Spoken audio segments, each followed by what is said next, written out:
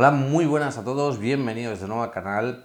Hoy vamos a hablar acerca de lo que es una API de bajo nivel, que a día de hoy está muy de moda. Veo algunos canales de tecnología que solo sueltan que Vulkan, que computación asincrónica, Synchronous Shaders y API de bajo nivel. Y ya está. O sea, y ya está. O sea, parece que no haya nada más. Y me parece que esto no es algo correcto y que la gente que está haciendo esto es gente que no tiene conocimiento de lo que es una API de bajo nivel. Realmente me parece que es vender la moto, una forma de hablar. Así que vamos a empezar por decir lo que es una API, ¿no? Una API es Application Programming Interface, o en castellano sería interfaz de programación de aplicaciones. Esto es algo que sirve, es un conjunto de subrutinas y de código que sirven para minimizar lo que tienen que hacer los programadores a la hora de escribir datos en pantalla, gráficos en pantalla. Imaginémonos que estáis vosotros escribiendo y queréis dibujar un círculo en el centro de la pantalla. Lo lógico es que un programador tendría que decir, bueno, círculo tal, el radio es tal, hacer el cálculo del perímetro del círculo, luego decir posteriormente en qué píxel va a estar el centro del círculo y de esa manera escribirlo. Pero sin embargo las APIs tienen una función más fácil, permiten al programador escribir circle, espacio, o sea, círculo, espacio, R igual a, y ya pones el radio, espacio y número de píxel en el que va a estar el centro. De esa forma acortan el software, acortan el código que tienen que hacer y el resto lo hace la API. La API realmente no es solo una cosa. Dentro de las APIs hay un montón de librerías de control de sonido, de control de imagen, de control de los mandos, por ejemplo del ratón, de los controladores de juegos. O sea, es decir, una API es un conjunto de librerías y hay bastantes dentro que no son las que conocemos. Ahora bien, ¿qué es una API de bajo nivel? Y aquí ya sí que vamos a empezar, antes de que os explique esto, hablando de AMD y Mantel. Seguramente muchos habéis escuchado Mantel. AMD invirtió millones en el desarrollo de Mantel y posteriormente ofreció el código de Mantel a Khronos Group, que desarrolló Vulkan, y ofreció el código de Mantel a Microsoft, que desarrolló DirectX 12. Por tanto, cuando hablamos de estas dos APIs de bajo nivel, básicamente son lo mismo. La única diferencia, claro, hay que decir que Mantel ya no está en el mercado, AMD ya dejó de fabricarlo porque ya existían Vulkan y DirectX 12. La única diferencia entre ambas es que Vulkan está desarrollado multiplataforma, soporta Windows 7, Windows 8, Windows 10, soporta Linux y soporta Android, y sin embargo DirectX 12 tan solo está soportado en Windows 10. Por tanto, es la única diferencia que hay. En el resto de cosas es exactamente lo mismo. Ahora sí, entrando a materia técnica. Lo primero que tenemos que saber de las APIs de bajo nivel es que funcionan o escalan el nivel de la capa de aplicación de una manera muy sencilla. Una API convencional, OpenGL, DirectX 11, lo que sea, está aquí arriba. La app está aquí, la app quiere escribir cualquier tipo de gráfico, pregunta a la API posteriormente envía los datos al driver, el driver posteriormente envía los datos al firmware, que es el encargado de gestionar la memoria, los direccionamientos, cómo debe de almacenarse y cómo debe renderizar la gráfica, y por último, la gráfica renderiza lo que se le ha pedido. Una API de bajo nivel trabaja de una manera diferente, es decir, está la aplicación pide a la API, pero la API no tiene que pedir permiso ni al driver ni al firmware, sino que se coloca a la misma altura del firmware, siendo esta API de bajo nivel, capaz de gestionar la memoria y el núcleo gráfico de una gráfica de manera físicamente, como hablamos.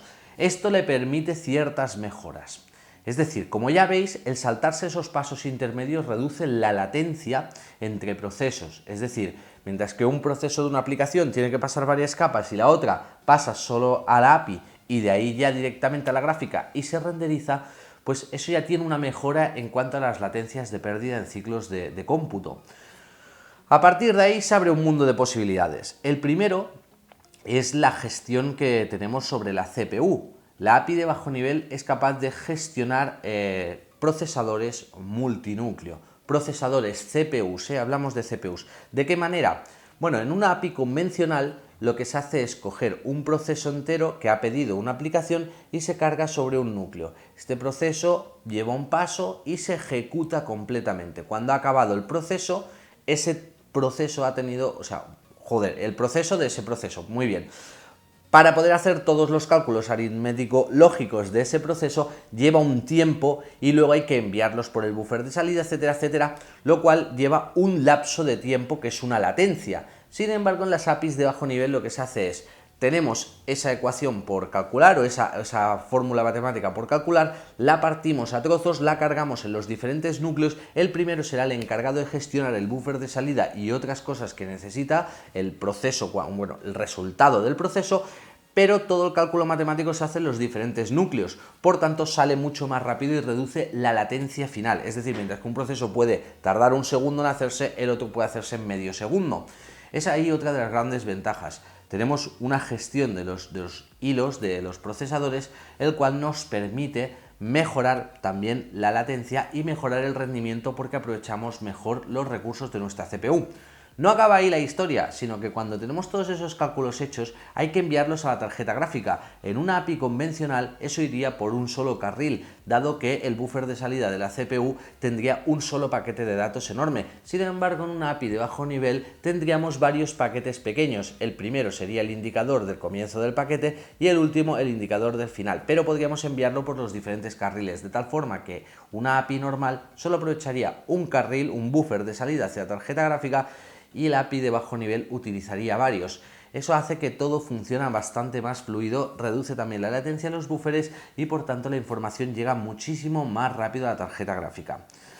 Vamos a hablar ahora del tema del control que hace una API de bajo nivel pura y duramente sobre una tarjeta gráfica. Os hablamos ya de cuando se pone a nivel del firmware y es capaz de controlar físicamente una tarjeta gráfica.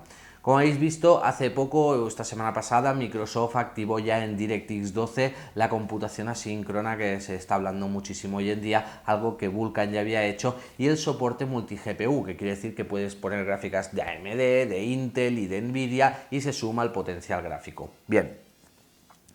Para que entendamos esto es un trabajo que normalmente hace el firmware. El firmware de una tarjeta es el encargado de, cuando se hacen las peticiones, decidir en qué apartado de la memoria específica de la tarjeta se van a guardar los datos hasta que el procesador pueda hacerlos físicamente.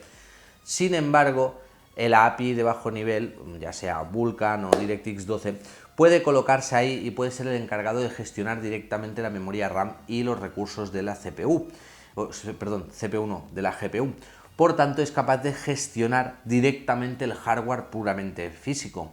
Eso es una de las ventajas que tiene, dado que si tiene varias tarjetas gráficas, él las va a identificar de una forma correcta, es decir, más memoria y más hardware, voy a utilizar todo lo que necesite. Como no tengo que pasar por el driver específico ni por el firmware específico, a mí me da igual que sea Nvidia o AMD, podría hacerlo funcionar. Muy bien, ahora eso que ya lo tenéis entendido, vamos a hablar de computación asincrónica. Hace mucho tiempo que AMD ya empezó a preparar sus núcleos, me refiero a sus CU o Cloud Units, de las tarjetas gráficas. Ya sabemos que utilizan Stream Processors y que van, estos Stream Processors, por ejemplo, si tenemos 2048, están unidos en 36 CUs. Pues estas 36 CUs es muy fácil de explicar y muy fácil de explicar la computación asíncrona. Imaginaos que queremos hacer un cálculo matemático, 4 más 4. En la computación síncrona normal enviaríamos ese cálculo a una sola unidad, no necesitamos más, pero todas las demás unidades perderían ese ciclo de proceso, es decir, recibirían corriente eléctrica y aunque no hagan cálculo, pues perderían ese ciclo de proceso. En la computación asíncrona lo que ocurre es diferente, es decir, el driver es capaz de gestionar que ese cálculo matemático solo va a ser necesario por un CU, por un Cloud Unit, y por tanto solo lo va a enviar ahí. Es decir, el resto van a quedar en stand-by. Y puede enviar pues una suma aquí, al medio milisegundo una suma ahí, una suma ahí, una suma ahí, y de esa manera hacemos que las diferentes unidades de cómputo vayan funcionando a su libre albedrío, es decir, cuando tienen carga.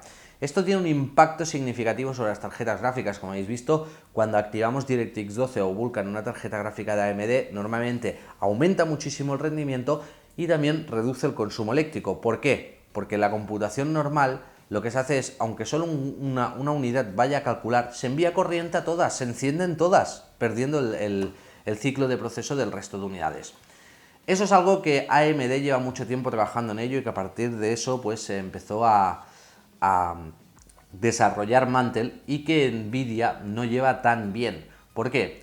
Nvidia lo que sí que ha aceptado dentro de esta computación asíncrona es el paralelismo de procesos, es decir, el coger y enviar procesos diferentes a cada unidad de cómputo. ¡Pum! ¿Vale? Envío uno aquí y uno aquí. Muy bien.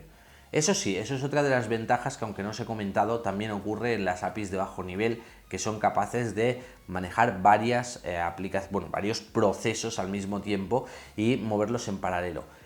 Pero eso no es del todo correcto como ocurre en AMD. AMD también puede paralelizar procesos, pero al mismo tiempo puede coger un único proceso, quebrarlo en dos partes y enviar una por cada CPU.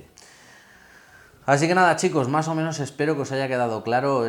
Mirad de explicarlo muy sencillo, porque si os tuviera que explicar direccionamientos de memoria, cómo funciona exactamente, sería muy complejo. Pero vamos, después de ver un vídeo que vi hace un par de días de un canal de YouTube, o sea, me pareció tremendo el que en el vídeo se nombren 8 veces la palabra Vulkan, 19 veces la palabra API de bajo nivel y 19.000 veces más computación asíncrona. Es el milagro, cuando la computación asíncrona es solo una pequeña parte de todo lo que son las APIs de bajo nivel, y que no se haga o se haga caso omiso a la reducción de las latencias en los procesadores, la reducción de las latencias en los buffers, la reducción de las latencias en las tarjetas gráficas y muchas otras características que las APIs de bajo nivel tienen y que se están ignorando como si no fueran importantes. Ya sabemos que AMD tiene mejor rendimiento con las APIs de bajo nivel que Nvidia, pero no os preocupéis, porque para eso ya se estarán preparando. O sea, hay que entender que los juegos con Vulkan o DirectX 12 son un pequeño porcentaje del mercado. A día de hoy todavía no abundan, así que no veo mucho problema ahí. Y bueno, chicos, nada, yo creo que Vamos, ya habéis visto que es un vídeo un poco raro, así espontáneo, ¿eh? No me he preparado nada, o sea, como veis, no me he puesto aquí a hablar, se especifica un poco, mirad de reducirlo lo máximo posible. Y ahora sí, chicos, si os ha gustado y os ha quedado algo en claro, podéis apoyar el vídeo con un like o compartirlo en las redes sociales. Si tenéis cualquier tipo de duda, me la podéis dejar por aquí en el box de comentarios y me lo iré mirando para contestaros las posibles dudas que podáis tener acerca de toda esta explicación. Y nada más que decir, chicos, ya sabéis que nos vemos en el próximo vídeo.